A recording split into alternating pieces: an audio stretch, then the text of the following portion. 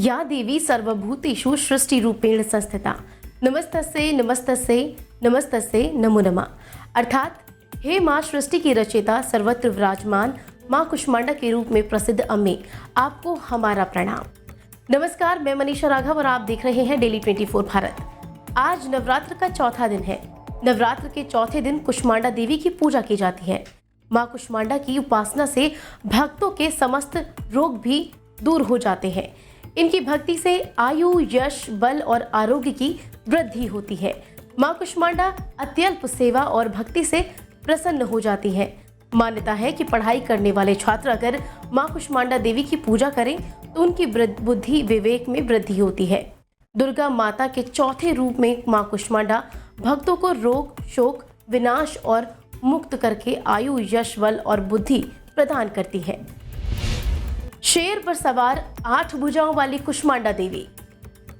कुष्मांडा देवी की 8 भुजाएं हैं। इनके 8 हाथों में अलग अलग तरह की वस्तुएं हैं। इनके 7 हाथों में कमंडल, धनुष बाण, कमल पुष्प, सुदर्शन चक्र, अमृतपूर्ण कलश, चक्र और गदा है।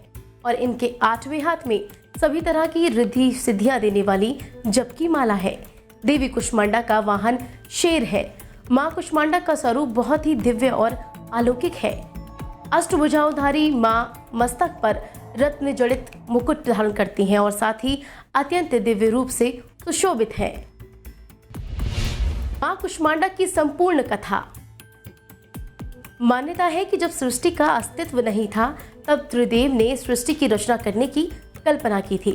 उस समय समस्त ब्रह्मांड में अंधेरा छाया हुआ था। पूरा ब्रह्मांड स्तब्ध था। इसमें न कोई राग था और न कोई ध्वनि थी। केवल सन्नाटा पसरा हुआ था। उस समय त्रिदेव ने जगत जननी आदिशक्ति माँ दुर्गा से सहायता मांगी।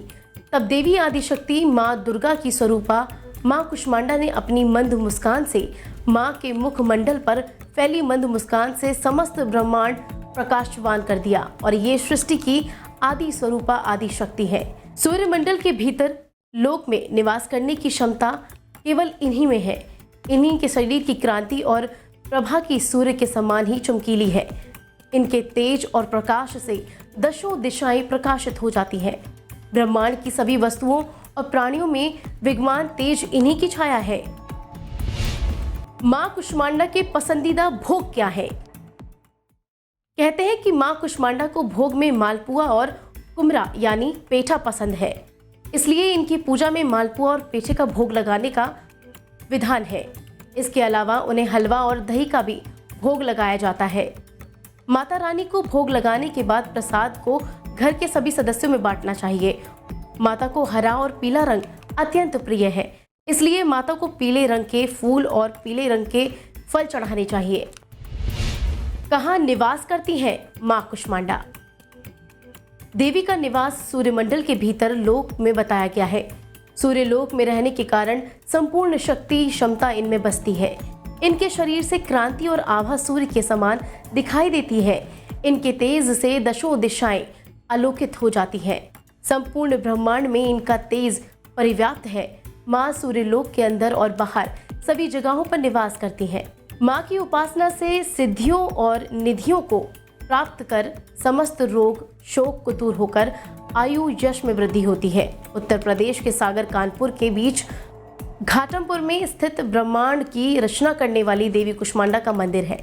माँ की पूजा नवरात्र के चौथे दिन करने का विधान है। फिलहाल के लिए बस इतना ही। आप अपना ख्याल रखें और आप सभी को नवरात्र की हार्दिक शुभकामनाएं एवं बधाई। नमस्कार।